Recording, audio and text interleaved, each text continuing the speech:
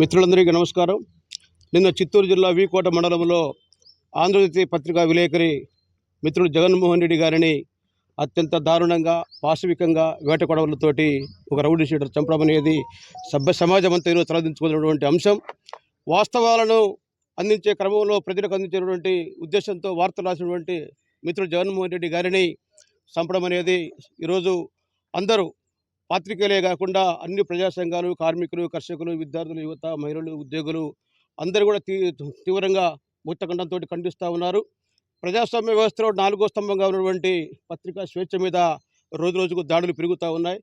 వీటికి సంబంధించి ఇటీవల ఐజేయు మహాసభలో కూడా తీర్మానం చేయడం జరిగింది. వీటిని ఎట్టి పరిస్థితుల్లో కూడా అరికట్టాలి. ఇలాంటి దాడులు జరగకుండా రాష్ట్రంలో, దేశంలో జర్నలిస్టుకు సంబంధించినటువంటి ప్రత్యేక రక్షణ చట్టాలు తీసుకురావాలనేది కూడా మా రాష్ట్ర అధ్యక్షులు ఐవి సుబ్బారావు గారు కూడా మొన్న ఐజేయు మహాసభలో తీర్మానం కూడా ప్రవేశపెట్టడం జరిగింది.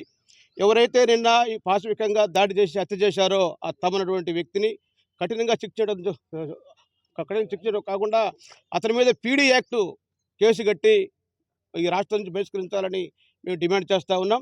భవిష్యత్తులో ఇలాంటి సంఘటనలు జరగకుండా పోలీసు యంత్రాంగం కానీ, అధికార యంత్రాంగం కానీ ముందస్తుగా పెద్ద ఎత్తున చర్యలు తీసుకోవాలని మేము రాష్ట్ర ప్రభుత్వాన్ని డిమాండ్ చేస్తూ ఉన్నాం. గతంలో కూడా పాత్రికేయుల మీద కూడా అనేక ప్రాంతాల్లో కూడా దాడులు జరిగాయి. దీని మీద ఏపీడబ్ల్యూజే అధ్యక్షులు, రాష్ట్ర అధ్యక్షులు ఐవి సుబ్బారావు గారి ఆధ్వర్యంలో అనేక సందర్భాల్లో కూడా మనం పెద్ద ఎత్తున ఆందోళన కార్యక్రమాలు చేపట్టడం జరిగింది. భవిష్యత్తులో ఇలాంటి సంఘటనలు జరగకుండా ప్రత్యేక చట్టం తీసుకురావాలని మేము డిమాండ్ చేస్తూ ఉన్నాం.